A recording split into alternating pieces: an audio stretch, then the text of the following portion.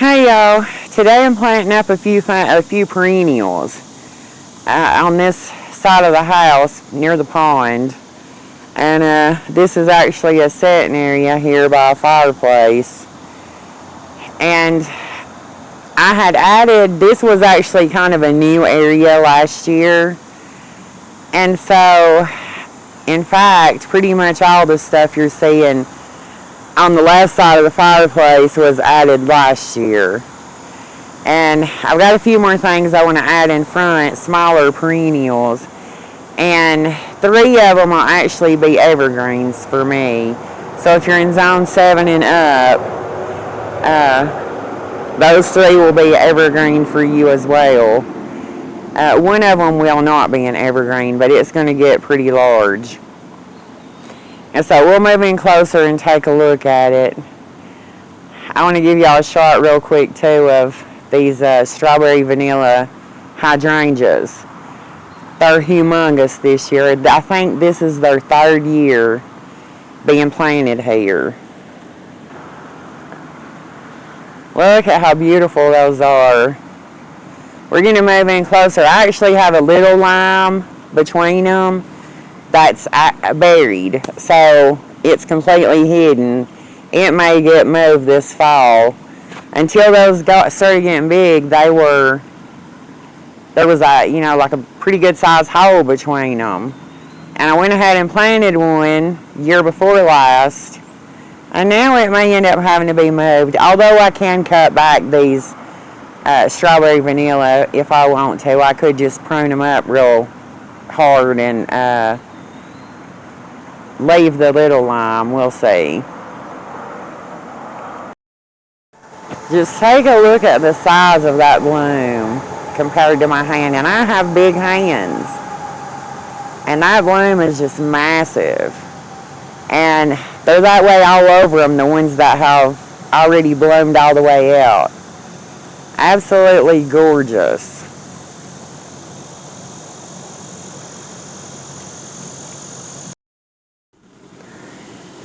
Okay, I'm going to be planting 2 different kinds of palmaneria, an autumn fern, and acanthus.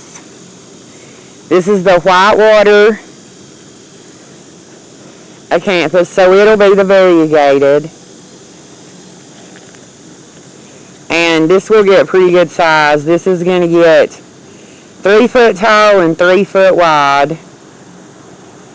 And it's hardy to 0 degrees. So, if you're in a zone 7 and up, you might be interested in trying this one out. It's beautiful, or it will be. It's looking a little rough right now because it's needing to be planted. And as this stuff grows, I may end up having to move the palmaneria or the autumn fern. Now, I love autumn ferns. I've got several. And these are cold hardy to -20, and they get 2 foot tall and 2 foot wide. And this will be an evergreen in zone 7 and up.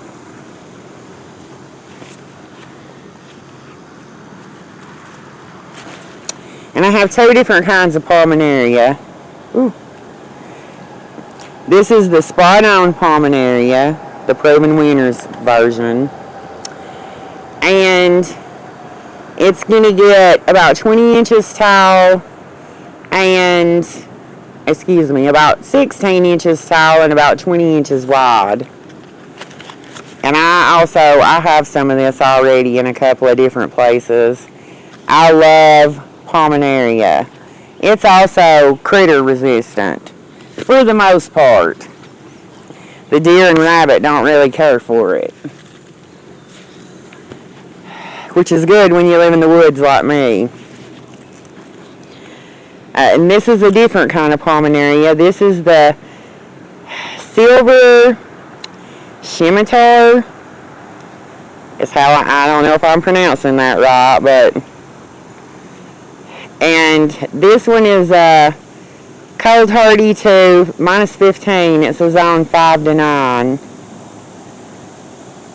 And of course, Palminaria. Now this one's very unusual to me. I've never seen this color. And I know there's some rough places, a few dead leaves, but once I get it planted and stuff, it'll probably be fine. Yeah. But I've never seen the silver like that. I think it's so pretty.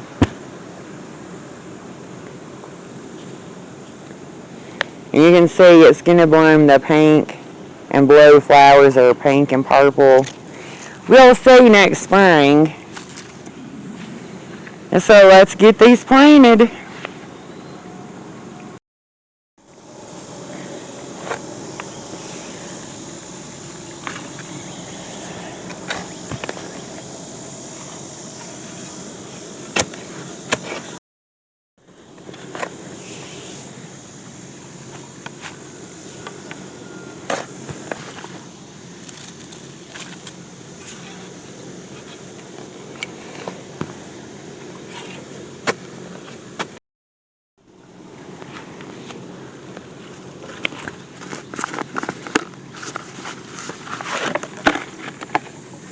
I want to show y'all something. If you wanted to buy one of these palminarias this size, do you see all these sections here? You could actually divide this one into, I see, about 5. If you wanted to divide it, this would be a good time to do it. I'm not going to, though. But all you would do is just take a knife, and I like to start at the bottom and work my way up, so as not to damage the plant too much. And just cut it into that way.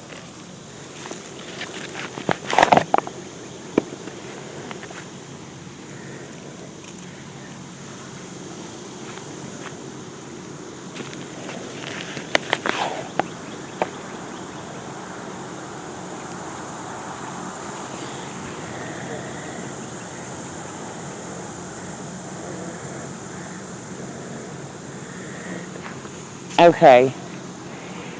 You want to make sure to put water in the holes this time of year, because you don't want your perennials to die. And then you're just going to keep them watered really well for the next couple of weeks.